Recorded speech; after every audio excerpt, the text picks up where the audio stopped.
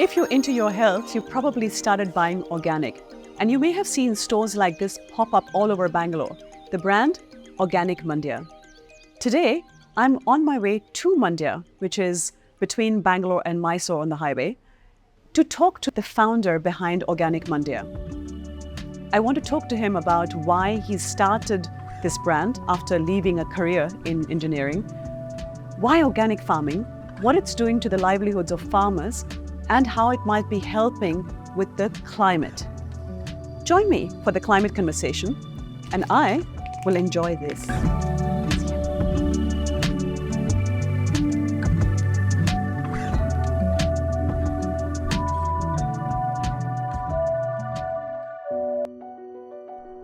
We at Rainmatter are learning about how climate change is affecting you and me.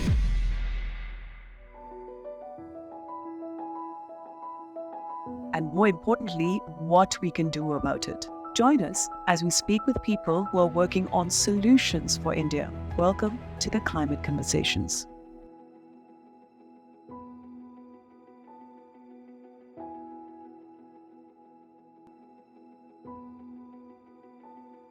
We started with what the term organic actually means.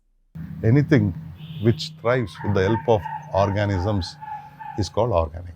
So organic farming is something where we don't buy anything from outside. Everything is produced either in the cowshed, the fertilizers, the pest control, everything is produced in your cowshed.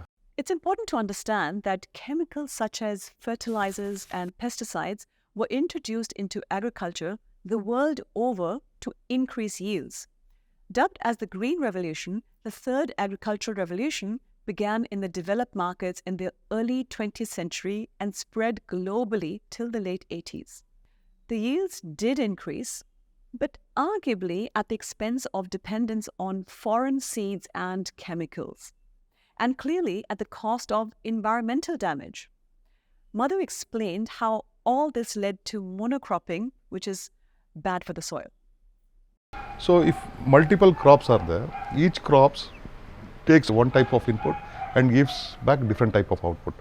So when you plant single crop in the same land again and again, it requires the same nutrients again and again. So how, as a consumer, how do I know that it's organic? You should see from which company you are buying, who is their founder. You don't buy from a company where the founder is anonymous. If they find insects in their grains, that's common. Insects will come if you don't treat it with chemicals. If you treat with chemicals, insects will never come. So what exactly is Organic Mandya? What does the company do? Organic Mandya is a lifestyle brand. See, one is we are into farming. We do a lot of farmer training. We do farmer engagements. We do a lot of research. We evolve new models. It's not only selling groceries or food to consumers. We want our consumers to, end of the day, we want them to be a centenarian. So that's the brand. Organic Mandya is not, I go to Organic, I buy price. No, you are buying your life expectancy from Mandya. So let me understand this. So these 550 farmers that also followed organic farming, you buy the produce from them, and then you package it, and then you market as a branded product. Yes. Two people in Bangalore. Yeah, two people in Bangalore and Mysore and Pan India. So some of the products also goes to US. All right. UK, we have customers there. So it's available on things like Amazon and Big Basket available. and things like that. We have come up with a new model called how you can earn 1 lakh per month per acre. It's a new model which we have tested in my farm. I myself have tested. We took about 2-3 years to evolve that model. So this is kind of a model farm. And you said you started this how many years ago? Started this around 5 years ago. Okay. 5 years ago, before I started preaching, I wanted to become a practitioner. Lived here for 2 years. Okay. All this, most of 99% of this was planted by me. Okay. So this is my little organic farm. The model has since evolved to a veg and greens model, which starts generating an income earlier of about 1 lakh a month. If a farmer had two acres, we used to start with half an acre. then incrementally you will go. So he would try the new model in half an acre, Yeah, a quarter of what they Yeah. had usually, okay, and try that. And what would they grow? so in half an acre it's kind of mixed crops. Like earlier he was growing sugarcane, so we asked him to put sugarcane and another vegetable in between, such as okra, brinjal. Vegetables you get a yield in about 3 months, so it will get ample sunlight. So this vegetable in between, you will harvest it in between 3 to 4 months. By the time you will start getting some money, and these vegetables will also act as a helping crop. What about the fertilizer, as you said, that cow? Yeah, cattle is Do they always have it, or you had to introduce that? cow is a must in organic farming. So use cow dung as manure. We do Jivamruta, and there is for pest control we do Neem Astra, Brahmastra. That's the drum where we make Jivamrut. Okay. So we put cow dung, the dicot powder, Yeah. jaggery and all. Oh, okay. Okay. How many cows do you have? So right now we have 3. Okay. This one was recently born. Acha. So these are called Malnad Gidda. How much milk do they give? About 2 liters. So we have planted the flowers. Why flowers is insects when they come, they first get attracted to the flowers. So this is one for honeybees, pollination. Second, insects. Instead of attacking the fruits, they'll come to this. It serves as a light bulb. Okay. Okay. Pests are happy with this. Okay. Or max, they go for your pomegranate. We have 4 pomegranates exclusively for pests. So I can see these pipes everywhere. Yeah, we So don't this do is- flood irrigation. It's all This is drip irrigation. Yeah, drip. How many times a day? Not at times, right? 2-3 days once. Is this scalable? I am the proof. My neighboring farmer who is doing sugarcane, he earns about 30,000 rupees a year. A year. That's it. That's all. From a climate point of view, organic farming requires low water, no chemicals, and therefore improves soil quality. So with Subhash Palekar's ZBNF, zero budget natural farming technique, so Subhash Palekar has introduced Jivamruta testing, where you don't need huge amounts of dung.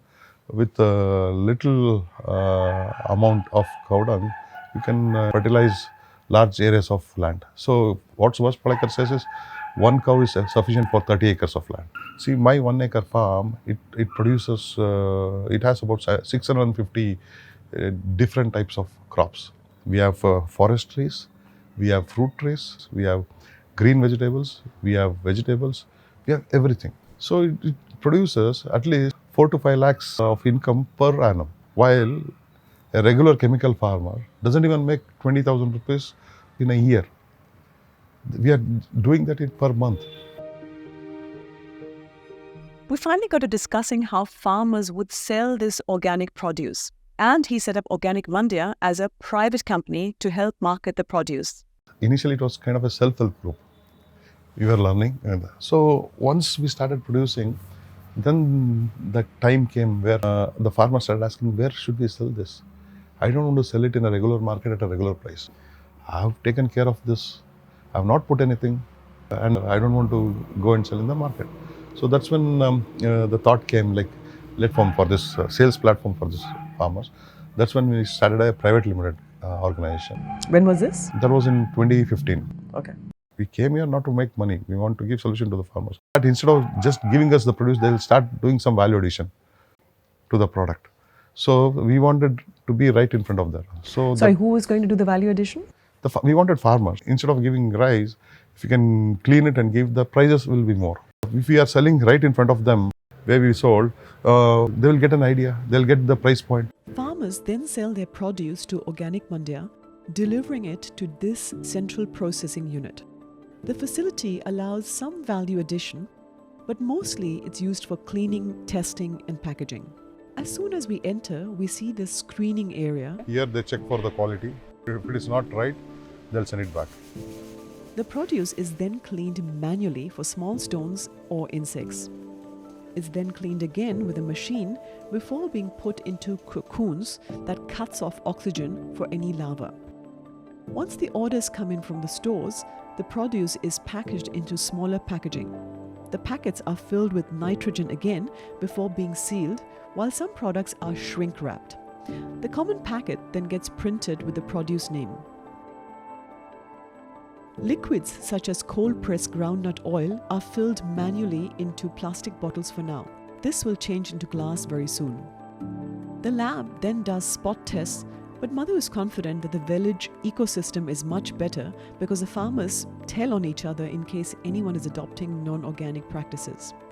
The dairy processing unit gets A2 milk from farmers around 11:30 a.m. for pasteurization and packing. The unit also makes value-added products such as set curd, high-protein paneer and ghee. The buttermilk is donated to schools and anyone else who approaches them. The unit only runs for a couple of hours with products dispatched around 3 p.m. So they definitely have some spare capacity to expand. The dispatch unit has around 300 SKUs, which is mostly organic Mandya products, but also other organic products sourced from third parties all over India. So we wanted to create a market for them. What I thought is, let us start a organic supermarket. It should be right next to the farms. So many people told me that it will not work because, first of all, when we started, there was no stores in the world which said organic supermarket. It was just supermarket, farmers market. Initially, we started with 8 to 10 SKUs. Right now, we have close to 300 plus SKUs in our organic Mandya brand. 82% is sold under OM brand. 18% is other organic company products. So you have this one shop in Mandya on the highway? Yeah. Okay. What all do you have in it? We add everything, like whatever a person needs for the entire month. We add all the... All these sourced from these 550 farmers? No, probably I would say 8 to 10 products were sourced from the farmers. Okay. Rest of them, 90% we source it from other FPOs and other organic companies. Pay a very good price for the farmer. It's almost 2.5, sometimes it's 3 times also. Farmers get good price. See, for example, jaggery, the chemical jaggery, farmer they get about 23 rupees. Our farmers jaggery powder, they get up to 60 rupees. So that's what they get, and how much do you sell it for? So our gross will be about 45%. Our gross revenue will be about 45%. Across all SKUs? Yeah, if you take an average, it will be around 40 to 45. And what sort of revenue have you come to? Currently, our annual run rate is about 23 CR. So out of that gross margin, we'll have other operational expenses and all. Net is about 8 to 10%. 8 to 10% of that? We have to balance both this thing. Otherwise, the demand and supply will go for a toss. Like. So you also raised money from Rainmatter? Yeah. And anybody else as well, or just Rainmatter? No, just Rainmatter. Okay, how much did you raise, and is that kind of the warehouse as a result of that? Yeah, the investments went here also. We came up with new stores in Bangalore. Okay. So we utilized money in building the stores and this warehouse. Okay. And do you need more to be able to do the marketing? Yeah. Now we are profitable. We are doing well. If we have to remain the way we are, and if you have to grow organically, I think we don't need any investment. So it's become self-sustainable. How much money did it take to get here? About 14 CR. About $2 million. Yeah, about close to $2 million. What are your future plans? So in total, in next 2 years, 74 crore revenue will come from our omni-channel business itself. Apart from it, for dairy, we currently do about 2.5 CR in dairy. So with increased efforts, we will double revenue to 5 CR in the dairy sector. And coming to marketplaces, we were never on marketplaces earlier. Now recently we have launched. We want to open another 18 stores in Bangalore and Hyderabad. So that goes to about 26 stores in Bangalore, Hyderabad. So this 26 stores will collectively give us 52 CR of revenue. And on top of our stores, we want to build omni-channel. Product gets delivered from this dark warehouses, as well as the 26 stores will act as physical outlets also. What are you exporting? We will be exporting Desi cow ghee. It's a huge demand in US. And we have shortlisted some of the superfoods, millet-based superfoods, like gluten-free stuff. We are coming out with new products using those. So definitely we will go to US market in a big way, because the strength is I come from US. I have a lot of experience in US. have a lot of connections in US. So that will help us to do business in US. So that's within the next 2-3 years that you're talking about, right? So by end of this year, we are going with our ghee in US, which has already. But you've not included that in the revenue projections? No, it's all US market is all bonus. So US, we definitely want to do retail distribution. We have got inquiries from C&F agents there. So there are about 5,000 Indian grocery shops. These people are asking. Apart from that, US stores like Trader Joe's, Amazon's, Whole Foods. So we want to list our prime products in those stores. What about long-term plans? What is your ultimate sort of business aim? See, business aim is we want to include more farmers. We want to convert more chemical farmlands into organic lands. We want to give platform to more farmers. So the long-term goal is definitely we have that kind of brand, we have that kind of trust.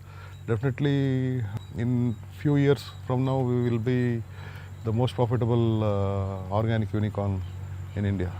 Organic Mandi has been awarded with the National Startup Award. So we are the winner of 2020 National Startup Award for farmer engagement and training. So apart from that, Harvard Business School, recently they have done a study about us, and Organic Mandia's business model is now being taught in Harvard. That's pretty impressive. I was curious whether Madhu was counting on monetizing carbon credits. So it's carbon companies, they have approached me, they have wanted our connections and all. See, too much of documentation, we don't have time for that. Good call. Thanks for joining me as we have the climate conversations. I'm Hansi. See you next time.